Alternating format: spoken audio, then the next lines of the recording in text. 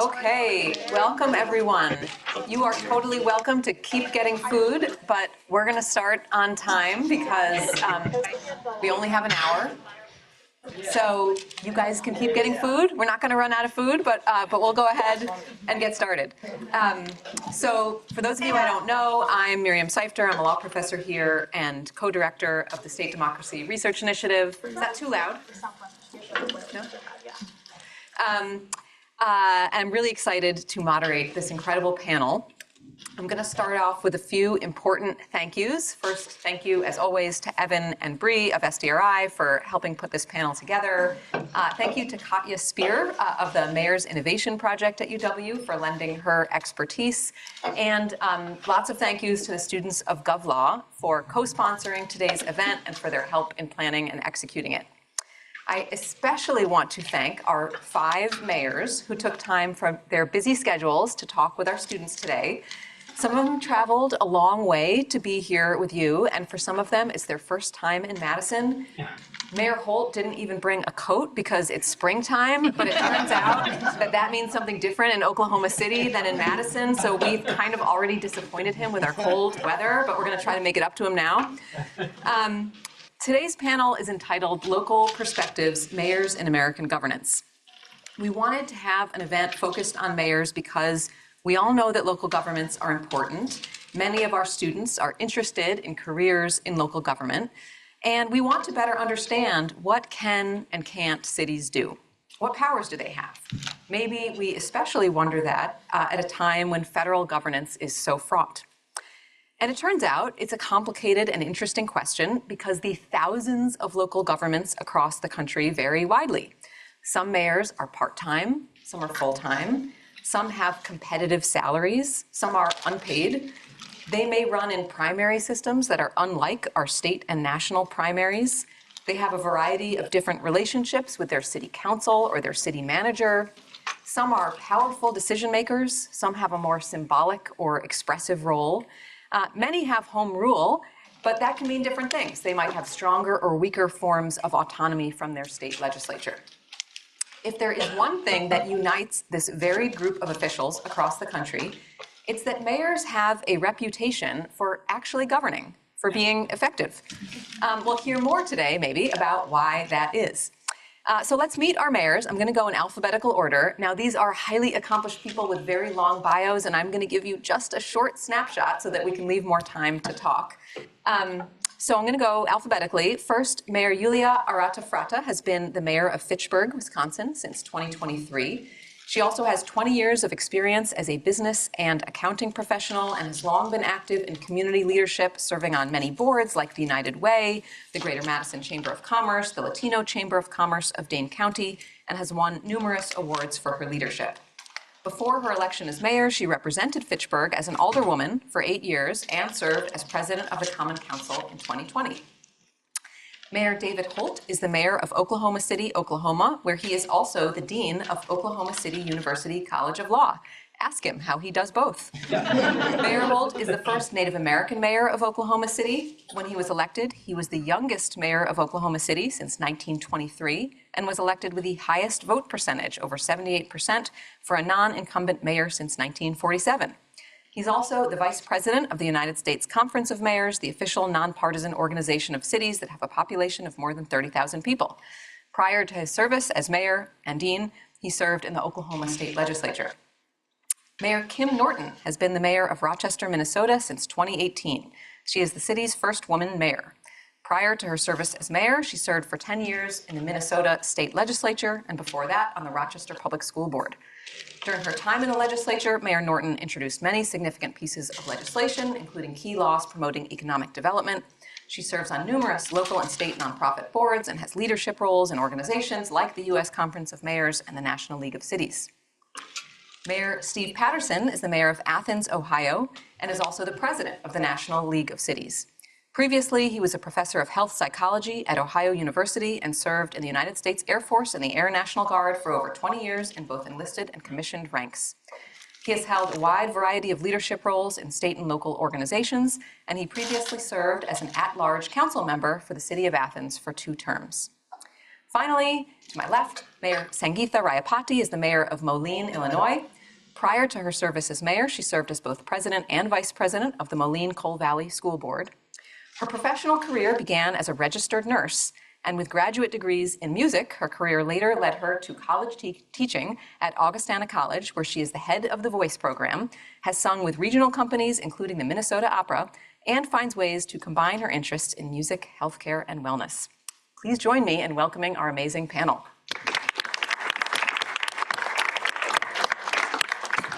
So, given our limited time, we're going to structure this discussion as a Q&A rather than having formal presentations. I'm going to pose a series of questions to our speakers, and they'll answer, and we'll see how many we can get through. There's index cards there if you want to write questions down. Evan can bring them up, and I'll see if I can get to those. But I do want to assure you, our mayors have agreed to stick around for a meet and greet. So if you don't have class right after, they'll stay here in the room, and you can ask the questions that I didn't get to ask. Okay, so our first question is just to give everyone a picture of your work as a mayor. Could you each quickly give us a sense of the size or population of your city, maybe something that makes it distinctive, what powers the mayor of your city has, and then optionally, any common misconception you want to clear up or something cool you want to tell us that people might not know about your job as mayor. And, you want to start us off? Okay, we can go down the line. Good afternoon, everyone. Can you hear me? All right. So in Moline, Illinois, we are a city of 43,000 approximately in a metropolitan area called the Quad Cities. Some of you may be familiar with that. That reaches about 400,000. So it's kind of really cool to lead a big small town in this larger area with access to an airport and connectivity to Des Moines and Chicago quite easily. We are known as being the home of John Deere. We are their corporate headquarters. So we're very proud of that. And one unusual thing about being mayor in my kind of town is that I'm also the liquor commissioner. So I say yes and no to everything from bar licenses to tobacco licenses. Some things have to go to the council. And I actually conduct hearings when people break the rules. Okay, Steve Patterson, can you guys hear me okay? I'm Mike, but I don't know how well to get Mayor of Athens, Ohio. Athens is home to, I used to be able to say the Ohio University. I can't anymore. Ohio State has taken that away from us. At Ohio University, it's the first institution of higher ed in the Northwest Territory, established in 1804. The city was an encampment in 1797, so we've literally grown up together. We're about 11 square miles in the heart of Appalachian, Ohio. And we have a population of hovering around 30,000, we believe. It's hard to put a firm number on that, even though the annual census was in 2020. However, that happened to be during a major 100-year pandemic. And as a college town, the students were gone when it came time to be counted in place. I'm a strong mayor. I hate using that term too. I'm a full-time mayor. In the city of Athens, we have a mayor-council form of government. We are a statutory city, and we're going to talk about this a little bit more, I think, as we get on in terms of home rule. Ohio's a home rule state, although that keeps getting eroded. And the thing to share about myself is that I was indicated in my bio, a tenured faculty member. I was an associate professor in health psychology, and to be a full-time mayor, you can't have two full-time jobs. So I retired, resigned my tenure, retired from Ohio University to live my life 4 years at a time. And this is my third term as the president, or the, well, I'd like to be president, as the mayor of the city of Athens. I'd like to be president. Kim Norton. I'm the mayor of Rochester, Minnesota, so right next door, 3 hours from here. Rochester is home of Mayo Clinic. We're the third largest city in the state, and Mayo Clinic is the largest employer in the state of Minnesota. So we have a population of about 125,000, but we have over between 3 and 4 million medical visitors a year that come to our downtown and that we cater to. So it's unique in that way. It seems crass, but we call it medical tourism. As a mayor, I am what would, I hate to even use the term, but people will call it a weak mayor system. We have a city manager and a council. I don't have a vote on the council. I do have veto authority, which I've used, we talked amongst ourselves. I've used it a few times as mayor, but you know, that, you have to use that delicately or you lose your relationship with your city council, and that's never a good thing, right? So I'm in charge of the police department. I'm also president of our airport commission. We have an international airport in Rochester, so those are some unique jobs, as well as filling board and commission positions for all the boards and commissions that we have in our community. So those are a couple of the things I do, and I would say something unique is because I don't have rulemaking authority, it is full-time. I do create initiatives. Of course, in our community, having a health community initiative this past year, I dedicated 2025 as a year about youth. And so really I'm asking the community broadly to support all the youth from birth to, you know, college age kids in our community. So initiatives like that are things that I can do and do. That's all. Sure, thank you. Well, I'm the mayor of Oklahoma City. So Oklahoma City has a little over 700,000 people. It's in a metro of 1.5 million. It is the state capital. It's obviously the largest city in the state. It's the 20th largest city in the United States. I've been mayor since 2018. We have it's been like, this is probably making your head spin, all these different ways of characterizing city government. We usually say a council manager form of government. That is basically the same thing as what Mayor Norton just said as a weak mayor form of government. We don't like it. And yeah, I never say weak mayor. I think, and I would also argue every mayor is full-time. It's just a question of whether they're paid a living wage or not.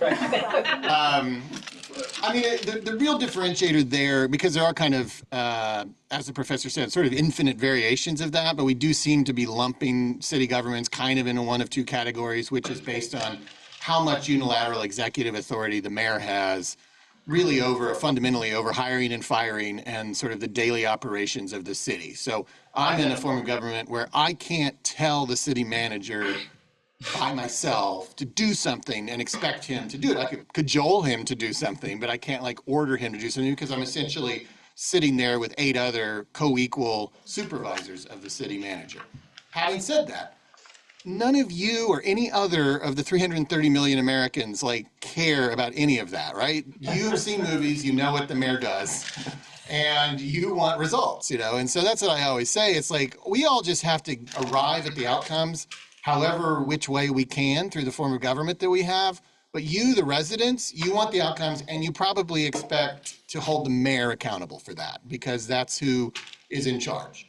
And so we all just have to get there the same way. But, you know, my residents don't look at me and say, oh, don't bother him, call the city manager. They don't know who the city manager is. They're like everybody else in every other city, regardless of your form of government. They expect the mayor to get things done. So I just think that's important to remember as you do get into the intricacies. Ultimately, nobody else can kind of sort of fulfill the leadership role, policy setting role that a mayor does. In Oklahoma City, we are, of course, the home of the Oklahoma City Thunder, the team with the best record in the NBA right now. And I would offer that has been a major chapter in our city's history. I often say that kind of in America, the closest thing we have to bestowing a blue ribbon on our top tier cities is to give them a major league professional sports team. That's what sort of differentiates you and takes you to that top 30, top 40 level in the public consciousness. And so that happened for us 17 years ago and has definitely been a big game changer for us. And it's even better when they're playing well and front of mind for sports fans around not just around the country, but around the world. So that's a big deal for us, for sure. Thank you. Thank you for the invitation. My name is Julia. I am originally from Argentina. This is why I have this thick accent. I came to this country in my 20s for grad school, and then after 30 years, we are still here. So I came to this part of Wisconsin because my husband is part of the UW family. He's a professor here at the university in the engineer department. So I think about myself like I am part of this family here at UW. So as you know, Fitchburg is part of a big suburb of Madison. We are 35,000 people. We are 10 minutes away from here, south of Madison. we are one of the communities that we are growing the most in Dane County. In the last 10 years, we grew our population by 35%. What does it mean? That with that growth, we have a lot of challenges and opportunities, more challenging than opportunities. But we are very well positioned in the location and strategic location between Epic, downtown, Madison, the university. And one of the things that we share also, I am a part-time mayor. I have a full-time job. I am an accountant working for Wagner CPAs. This is what I do for a living. But I really love local government. I became involved 10 years ago because I wanted to make some changes in my city. And I always believe that in order I don't want to be one person that complain and do anything, so I decided to get involved. And then, one thing led to another one. And after 8 years as a council member, I think I was ready to become a mayor. And I really enjoy it. It's a part-time on paper, but it's becoming very full-time. I don't get too much money. I get paid only $10,000 a year. But I supervise 4 people. We have a week system. We have a city administrator that he is in charge of the daily operation of the city. And then a council of 9, including myself. We split the city in 4 districts, and each district has 2 elders. I also run one of my jobs besides, running the council meetings, approving the agenda, is also prepare the budget for the city. And in the city of Fitchburg, we do it as a team. The city administrator, finance director, and all the head of the department. We work together. We put together that budget that it has to be done, published by September. So this is one of the biggest tasks that I do. Besides, what the rest of them they share, I also supervise the chief of police, the chief of fire, the city administrator, and the city attorney that here is with me, Valerie Sisman. She's also an alumni from this institution. So these are the 4 people that I work more closely. Something distinctive about Fitchburg is last year we got AAA bond, and we are one of 6 municipalities in the entire state of Wisconsin that we have that. So it means that we are running a very good finance in our community. We are also company like Promega and Sub-Zero are part of our cluster industry. We have a very diverse community too.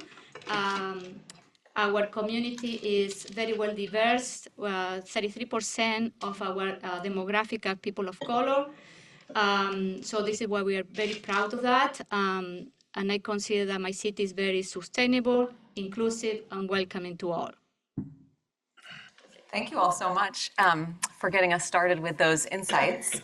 My next question is about cities' relationships with other levels of government.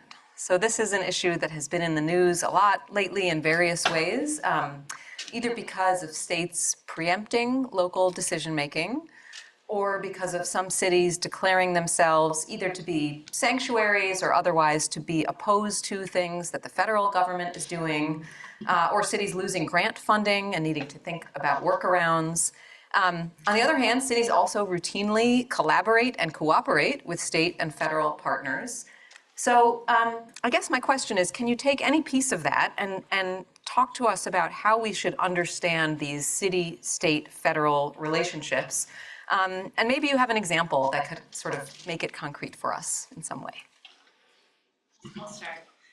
I just happened to return from Washington, D.C. on Friday, where I spent time with our city administrator and our grant wizard, we call her, basically advocating along with a consultant who has a tremendous amount of experience in federal government agencies to make sure that folks at the federal level understand our BUILD grant application. And if you're not familiar with BUILD grants, they were formerly known as RAISE grants. There was a lot of money attached to them, and municipalities all over the country were going after these. They were like the most competitive grants that were out there. And there's a very small pool of money out there for this year because Biden got a lot of that money out the door before he left office in January. But we don't sort of take that all lying down. We're just like, we don't care if it's a small amount of money. We know what our project is. We know it fits the bill. We expect it to score high. But we need to have those relationships with people so that they really do understand the Quad Cities and how we are in a bi-state area. Iowa is on the other side of the Mississippi River. And so I was privileged to be able to ask that consultant, "Oh, please don't just set up meetings with our Illinois senators and representatives. It's always nice to talk to them, but we need support from everyone that could weigh in with a phone call or a support letter or whatever it is to the Secretary of Transportation and the folks that make the decisions on where those dollars are going to go." And so we did have wonderful meetings with our Iowa counterparts who happened to be, of the other party. And they were great conversations. And what was very clear was sort of, they were revealing to us how things are working in DC right now. We were revealing to them how we are eyes wide open on how things are working in DC right now. And then when we got to the Department of Transportation and met with the senior advisor, it was very easy to have that conversation with her to make sure she understood who we were and why this grant money would be great for a community like ours. So that's a brief example on sort of that federal relationship. I mean, if we didn't have $6 million, and that's a really small number, I think, compared to some of the other raised grants and build grants that communities have gotten. If we didn't have that, we'd have to find that money someplace else, and we wouldn't be able to complete this process of having moved the I-74 bridge. We built $1 billion bridge over 30 years. That goes between communities, right? And all of the things that the Quad Cities are trying to do to move themselves forward and not be stagnant, that would just really be so much more difficult. And maybe we could get it done in a longer time frame, but folks don't have long time frames anymore, right? We need to grab people while they're with us in the Quad Cities. We want them to stay. We want students that go to the institutions there to stay and build up the population and the workforce and the this and the that. And so it's always a domino effect in my mind when it comes to our relationships with opportunities from the federal government. And I know we have a lot of people to get through, but I want to give you one small situation that we encountered with the state government. So Illinois legalized cannabis, I don't know how many years ago. Our city, before I took office 4 years ago, created cannabis overlay districts. You can have one shop in each district. We have five districts, and now we have 2 shops. Well, supervision of staff and making sure government is working and is not being completely torn down by those who want to sow chaos is so important at every single level. Because what was happening in my city before I took office was a complete, everyone was fleeing for the doors. All the directors were leaving, right? And the staff missed filing those 2 cannabis overlay districts and everything with the state. And so when we had places open up, we missed an entire year of revenue from them because the state only allowed you to collect either starting in January or starting in July. There was only 2 ways to do it. And because the state wants the money to come through them and then back to the cities, right? Instead of us just collecting it directly from the shop in our town, we missed an entire year. So that was upwards of $500,000 to $700,000 that we could not put to good use because of a staff problem. So good governance, good organizational culture, et cetera, really does lead to good things when allowed to. 2 examples, sorry. I'll try to go through 3 really quick stories when it comes to what really, for us on this panel, it's relationship building. And one of the beauties of the National League of Cities, and I also am a member of the U.S. Conference of Mayors, as well as a bazillion other organizations, is that the U.S. Conference, and Dave, I apologize, I'm speaking for you on this, but and the National League of Cities, NLC represents 19,500 cities, towns, and villages across the nation. And that's our bread and butter, and that we're up on Capitol Hill a lot advocating for preemptions that we know about, preemptions that we see coming at us, but also, speaking the truth when it comes to things like the need for rail safety, reauthorization of the National Flood Insurance Program, or housing. Gee, go figure, housing is an important issue these days. And I would say that first and foremost, it's showing up and being consistent and being repetitive as you need to be on Capitol Hill, in your state houses. This is crazy. We're being sued right now by the State Attorney General's office because we put in place a single-use plastic bag ban in the city of Athens. Where do you think that ban is really coming from? It's coming from the polymer industry. It's coming from the retail lobbyists. It's coming from others, but it's coming at a city that is not on our own. There are other cities in the state of Ohio that have single-use plastic bag bans. But they identified Athens largely because Athens is an island of blue and a sea of red, and they just don't like the fact that we're operating within our own rights as a home rule city, home rule state, to be able to self-govern. It's crazy. We're not backing down from it. We continue to work with our state legislators. We keep working. We've appealed. We're going to go through the appellate system now. We'll see how this all plays out at the end of the day. But I feel like that's what a mayor, if you're built for doing this, you need to do this. You need to fight for your own municipality, the things that are important to them. We're also a city that we're constantly hitting above our weight. We're swinging all the time. Successfully, we applied there's a state level grant that Governor DeWine put in place, which was pretty cool. It was for the Appalachian region of the state, setting aside $500 million, $500 million for improvements, but you had to work with other jurisdictions, municipalities. We decided to be the lead applicant on a $17.9 million grant to develop share work spaces in our communities, Athens and 4 other communities, 5 projects total. And we're delivering not only on budget, but under time.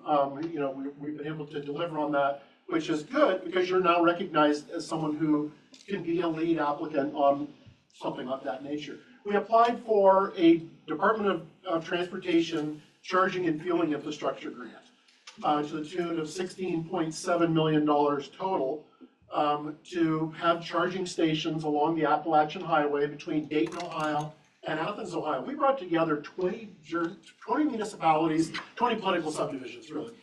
Cities, towns, and villages, school districts, libraries, you name it, universities jumped in on this too because to go from Dayton to Athens, there's no interstate.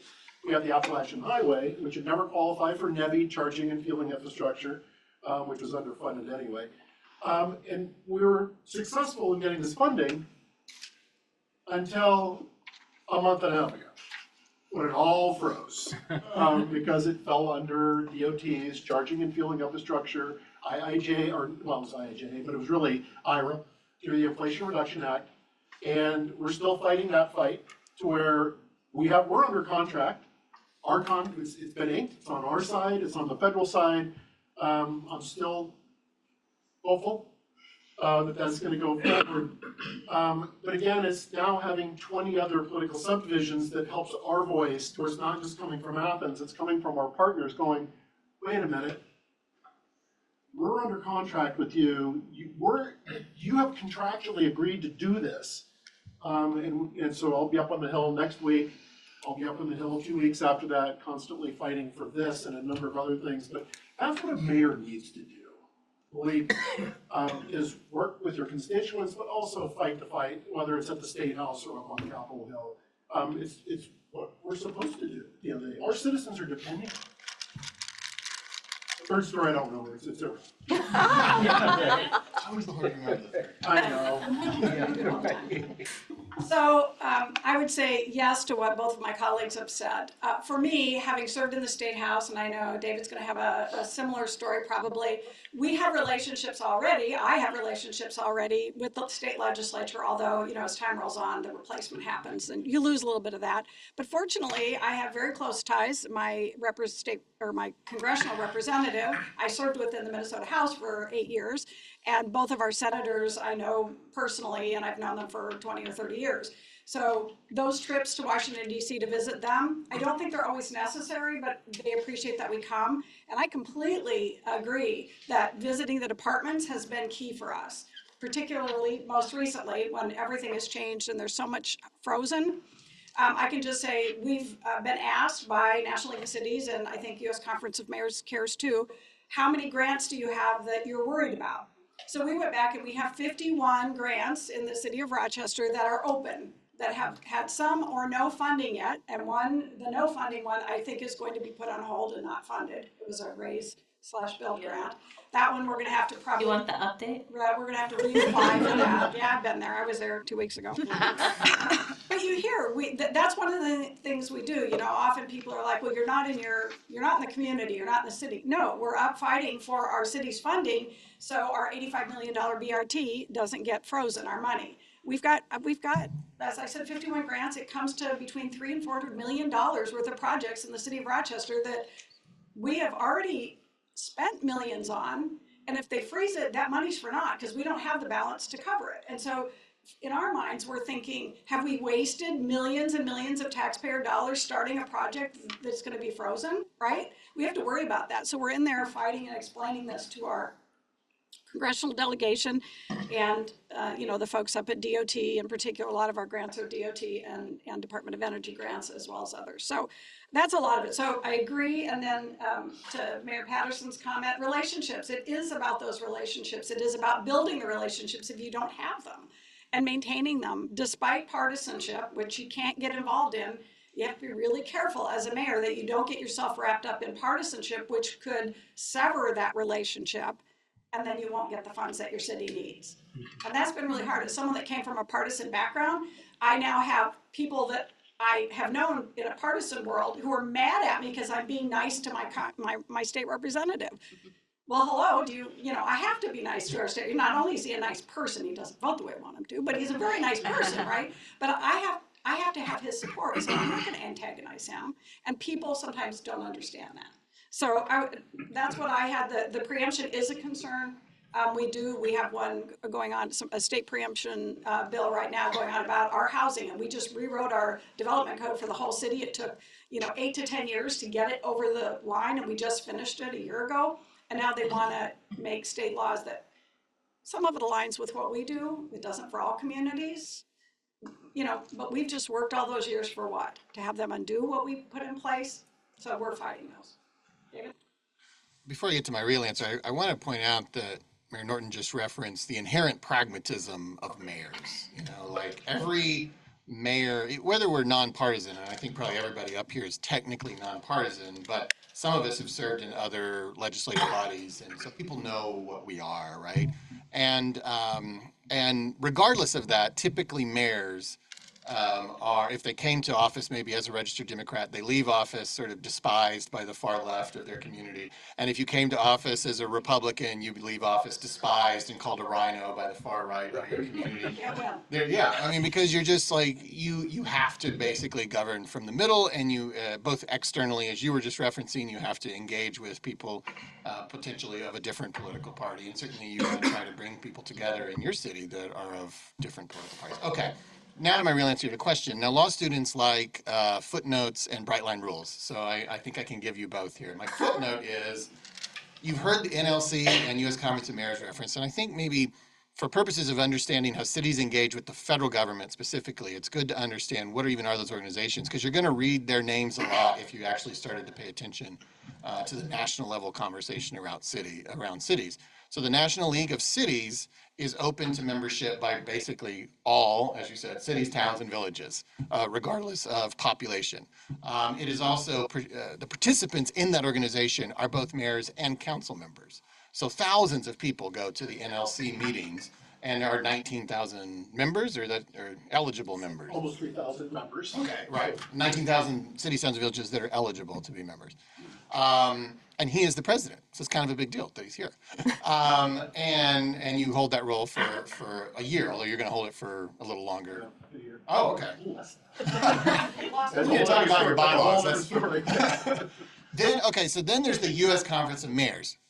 by definition. That's just mayors. No council members are a part of that organization. It's also slightly elitist in its population. It requires 30,000 population, which probably sounds like that's interesting that you're wavering above and below that line. But you have to be at 30,000, and so we have far fewer members, but tend to have some big names, right? When we get around the podium, we have mayors of New York and LA and Chicago and all that. So when you look at some of the recent successes for cities, especially in the previous administration under President Biden, these organizations were front and center. When they signed the bipartisan infrastructure law, our leadership, maybe some other people up here, we were literally front row on the South Lawn for the bill signing. Like, we were brought into those conversations as an organization. And oftentimes as individuals from cities around the country, I mean, we would only potentially have influence with our own congressional delegation, but through these organizations, we sit literally in the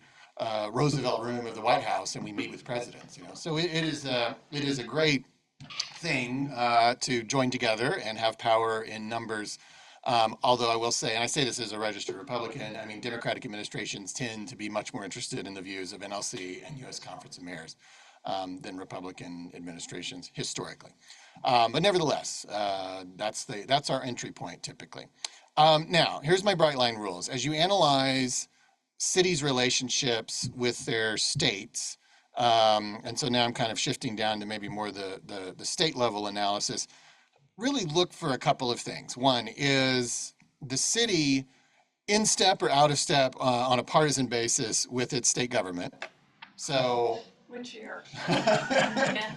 he mentioned like that his city's kind of been targeted, right, by state level forces, right? Well, maybe he has a neighboring city that has a similar ban, but their mayor's known to be a Republican or something. That tends to make a difference, right? So though I am no MAGA favorite as a Republican registered mayor, I do think it probably provides me a little bit of cover in a very Republican state as I am in Oklahoma. The other thing to look for is, maybe to stay on that topic for just one moment, you'll see so much more collaboration between states and cities in those places like California where the cities and the state are politically aligned. In red states where the state government is very Republican and virtually all large cities are Democratic, so there's only 2 cities in the top 20 that elected a Republican mayor. That's where you see sort of that combativeness. The other thing I think that is a kind of a bright line rule is the other great cleavage in American politics, in addition to partisanship, which is urban rule. And so if I would look at how urbanized a state is, what percentage of people live in an MSA versus don't, and that's going to kind of probably illustrate how much support and collaboration is occurring between the big cities or any cities and the state. Lots of mayors and chambers and city leaders will do like inter-city visits. And so we've all probably done those. You go to peers or, aspirational peers and you see what they're up to. And I'll always remember going to Salt Lake and they're like, yeah, this is our brand new convention center and the legislature funded it. That's incomprehensible in Oklahoma City. Legislature has never done anything for us. We want to, all we ever are doing with the legislature is playing defense. They would never even think to build anything for us. But if you look at Oklahoma's proportion of the population that lives in Oklahoma City and Tulsa, it's just a much smaller amount than the proportion of people who live in Salt Lake as a proportion of the total Utah population. So suddenly they have just a different frame of reference. And more importantly, they're like state level officials have a lot more clout and a lot more critical mass when the state is more urbanized. So another bright line rule for you to look at as you consider the relationship between cities and states. That's all I got for now, Professor. Thank you. Julia. Okay, so in the case of, in my case, Fitchburg is still a small municipality with 35,000 people, so we don't have sometimes the resources to have a lobbyist like the city of Madison has. So, and that one is, this is something that, we don't have that leverage if we want to talk to our, to the federal level. So, So when I became mayor, one of the things that I decided to do is to join the U.S. Conference of Mayors because we haven't done it, and also other organization. I am very, now I am part also of the League of Wisconsin Municipality. I am part of the board because this is another way that I can learn more and be more intentional how, I can learn more what's happening in the state of Wisconsin in our municipalities and the thing that we need to do to improve, because we don't have the resources to pay for the lobbyists. But the other thing I want to mention is we have a couple of millions of dollars also for the federal government that we don't know if we are going to receive those funds or not. And we already started with some of those projects, like you mentioned. And at the end of the day, it's practically a transportation project, big project, that we already started the process, and we don't know if we are going to get the rest of the money. So if we don't get the rest of the money, our taxpayers will have to, complete the gap for the bill. The other thing I want to mention is we have another big project that we are partnering with the city of Madison, is the BRT. As you know, the BRT, we had the east and west was complete, and now we already finalized the design for the north to south, and it's going to go through my city.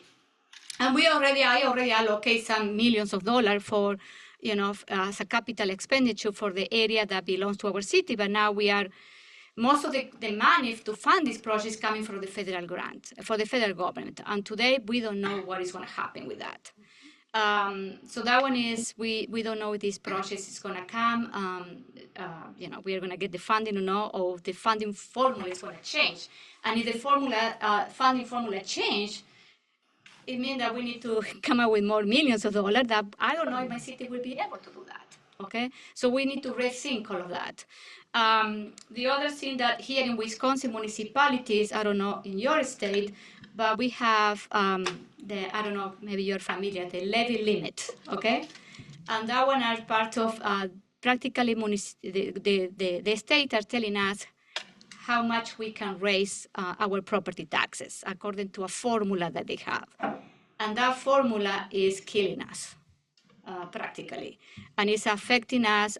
You see most of the municipalities here in the state of Wisconsin are going to referendum. Not only municipality, but also school boards, because we don't have the flexibility to increase our revenue as the pace of even inflation. So that's something that I am struggling right now as a mayor, is how I will come up with, I always looking, what is my net new construction will be to prepare my next budget, because that one is going to affect how much revenue I can raise and how much I can cover those expenses for my municipality. And right now, the net new construction is, and I am lucky because I live in a municipality that is growing. But you can imagine rural municipalities that they are not growing at the same pace that other ones. So this is something that when we talk about local control in Wisconsin, some of us, we don't have control on our own finance, how to manage that. And also a couple of weeks ago, we received a letter, some of the municipality and county from a GOP, I don't know, it was a senator or a state rep, asking, an open record about how we're using our, DI programs, training, how we are using federal money for DI programs, training, initiative. And my question is, if I do a DI training in my municipality using my taxpayer money, I don't need to tell you how I use the money, okay? So we are seeing now that the language from the federal government is starting to come from the GOP legislator coming to municipality to tell us, how you're using some of the funds. You know what I mean? So that one I am having a problem and issue because if I am doing a DI training in my city using taxpayer money coming from my resident, why do I need to tell you what I do with the money? You know what I mean? It's not your problem. So this is everything that we are seeing lately. The other thing I want to mention, I have a very good relation with all the mayors in the region, Madison, Oregon, Verona, Middleton. We get together and often to talk about our common issues and challenges and how to help us each other. Because at the end, we are a region. This is how I see. Madison is our, the big city, and all of us we are part of that community. So if Madison is doing great, we are all doing great. So we have a very good relationship with all the mayors around the Madison. And the idea is how we can collaborate and cooperate mutually. So. Thank you all so much. That was fascinating. We have a little bit less than 15 minutes left. I want to ask one more question. We might have time for a student question or two, so be thinking about your questions.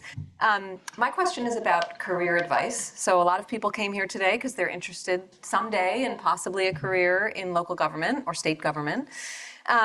What is a piece of advice that you might offer our students in terms of either career paths that get you there, or ways that you have built relationships that you've talked about so much, or lessons that you have learned about being a leader? I don't want to go first. Okay, we'll start at the other end. I need to think some more. What I love about local government is I think still people believe and trust local government, not so much state and federal. I think this is what I hope and I have faith that, people trust us more than state and federal leaders.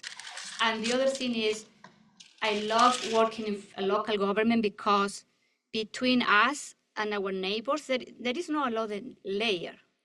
So we are firsthand, we create that firsthand impact to the neighbors. You know what I mean? Everything that we do, there is a tangible component that they can see. They can see if I am, as a mayor, I am delivering what I promised in my campaign. They can see those tangible results. So this is what I am very hopeful that the local government is what is democracy. Is we breathe and live democracy every single day. I can add to that. We'll just jump in. Well, sure. No, I was just going to say, in our department, we have 11 folks in our legal department in a city of 125,000. 7 of those are lawyers, and there's civil, criminal, and there's one for victims support. So those are kind of the 3 departments. We've had trouble over the years hiring attorneys, and it's frustrating to me when it is so important for the people, because we are so close to the people at the city level. So what we do matters.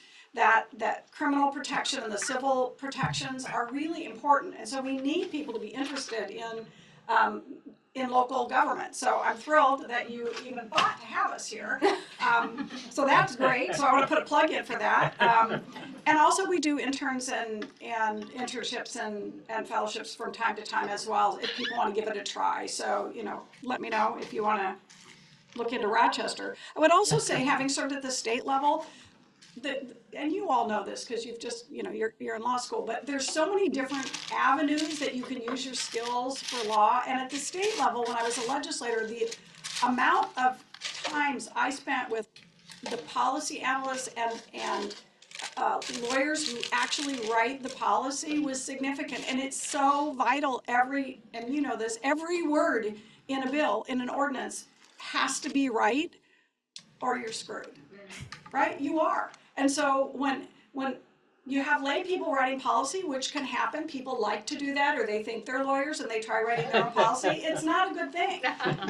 And frankly, it's something many of us, I don't know what David's experience was, but on the House floor, when you have last minute amendments in the final hour, it's not always a good thing because people write language that's not necessarily going to be what you wanted to do in the first place. So getting into those fields at the state level is really important too. So I would say, along with city, don't forget the state and how diverse the opportunities are there and how important your role is. So I'm a lawyer who is a mayor, and there are kind of infinite places for lawyers to lead in all levels of government. But even more specifically, there is a job in a legal department of a municipal government waiting for you right now in wherever you want to live. I can guarantee it. In my city, I think we have 60 or 70 attorney positions. I'm sure there's always an opening at some point.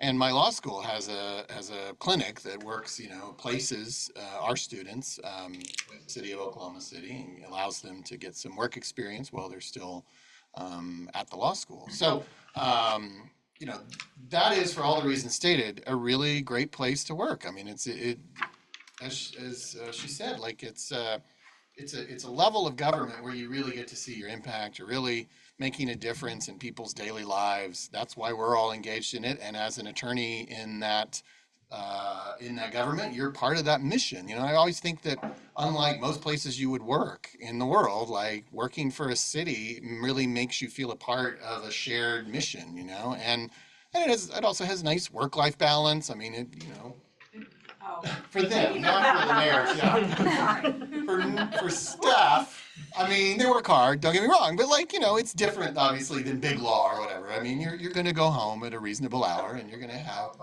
a personal life. Are you gonna make more money in big law? Sure, but like, you may find in 20 years that that's not all it's cracked up to be, right? That there are better, more important things than money, as long as you have enough to survive. So, which mayors don't, by the way.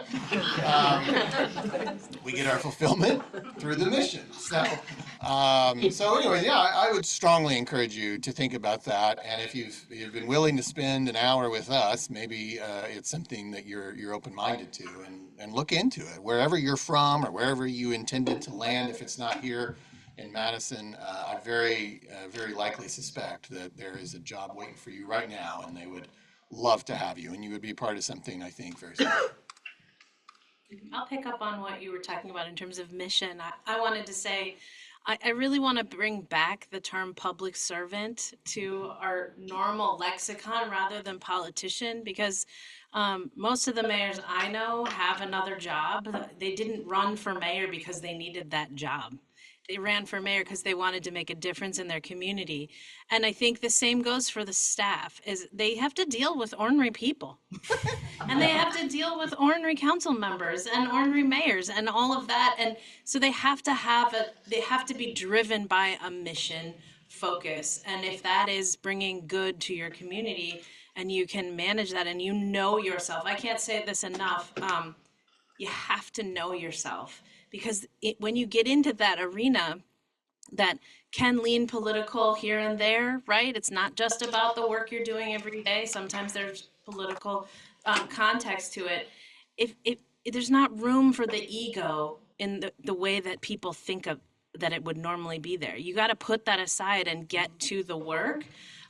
So knowing yourself and doing internships, volunteering on campaigns to see if you are actually more interested in that state level work or political appointee work, right? That happens then at the federal government level especially, and state government. You got to get involved to know yourself. Yeah, I'm glad you brought up the fact that, you have to set that ego aside. The only people who are really going to think that you're rock stars if you go on and become a mayor of the third grade classes that want to know, do you have Secret Service and do you live in a mansion?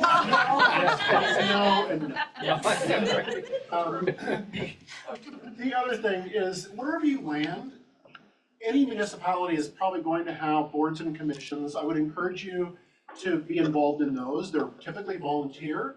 They're great for understanding more about your own community and volunteering and providing for your own community. And as Mayor Holt was saying, I know as being a lawyer and a mayor, there's lots of mayors out there that are lawyers as well. So that's something to think about as you move forward in time. Just out of curiosity, show of hands, how many people have worked on a campaign? A few of you. Another question, how many of you have worked with a municipality already? A few. So I've got interns up the wazoo in Athens. Just because we're a college town, yeah, dozens of them. And it's so fascinating to hear about them, potentially some going on to law school, and then those also going on into lobbying roles. So keep that in mind too, that if you're a policy wonk or if you're, a politico, think about something like that. The city of Athens, we do have lobbyists who work for us. And currently, the one that we are using primarily, our ROI for that firm is about $95. Every dollar spent, we see 95 in return when it comes to federal and state funding that they have helped us bring in. Wow. And so there's a world out there when it comes to just being an advocate for a community via lobbying advocacy out there and supporting municipalities. So think about that. That is all wonderful advice. Thank you so much. And thank you for the plugs to go into state and local government. We do a lot of that here. We've got 5 minutes and I received 3 questions. Remember, there will be time after to meet and greet, but I'm just going to ask them all, and you don't all have to answer all of them, but maybe we can get sort of an answer to each one. So one question is, we touched on the topic of preemption and how it can be frustrating if you've developed your own policy to then have it overridden by the state legislature. But maybe the flip side of thinking about that is, where do you see a role for the state legislature to set policy for everyone? When is preemption an appropriate thing? That's the first question. The second question got back to the comment about mayors being nonpartisan, and I think the gist of the question is does that actually work? Do people think you're nonpartisan, and is that possible today? And if so, is it a good thing, or is it kind of, I don't know, maybe obscuring something that's better made transparent? That's the second question. And then the final question is about potential tension between revitalization and growth and the impact on different groups in the community, including minority communities. How do you think about that tension? So there are our audience questions. You can grab any of them. We've still got 5 minutes left. I'll start with that first, the preemption. The only thing that comes to mind for me is a preemption that was a good preemption from the state, even though we came out with a face covering ordinance well before the state of Ohio did back when the pandemic hit, was that. When I look at other preemptions, and we see a lot of them, one in particular that we're managing right now is a preemption for municipalities to go ahead and regulate their own short-term rentals in your community. Athens is a city where we have 80% of our housing units are rental units. And so if I see more now that are being flipped into short-term rentals without some regulation at the city level, then we're going to sit there and fall further and further behind when it comes to affordable housing. And when I say affordable housing, I'm talking full spectrum. I'm talking a house that may cost $125,000, which is pretty darn cheap when you're looking at the market, up to retire-in-place homes that may cost several hundreds of thousands, whatever that looks like. So I appreciate the question. But from my lens, in the state of Ohio, when preemptions come down, they're usually overstepped by the state legislature to sit there and take away that level of control that is codified in our state constitution, that we are a state that recognizes that municipalities have the ability to self-govern. And so I'll stop right there before I go too deep on this whole. I think as mayors, we're always going to be reflexively against preemption. I think where it is at least intellectually defensible and you could have a reasonable conversation is when it's attempting to provide some sort of uniformity on something where, I mean, we all are in probably metro areas where there's like 20 different municipalities. If it's like this is a hot topic, but guns, right? Like, I mean, I could understand, certainly in Oklahoma, we're completely preempted from anything related to guns. And I could understand at least the argument that having different gun laws across a metro area would be complicated and confusing. You're talking about a thing you can obviously bring from one city to the next. Having said that, I mean, I think reflexively, as a mayor, I'm always going to be opposed to it. But I'm willing to at least entertain that that's a well-intentioned motivation for preemption.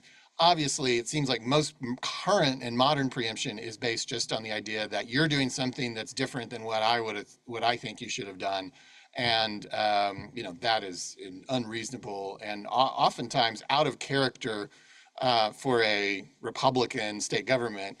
Out of character philosophical justification. You should let people make their own decisions.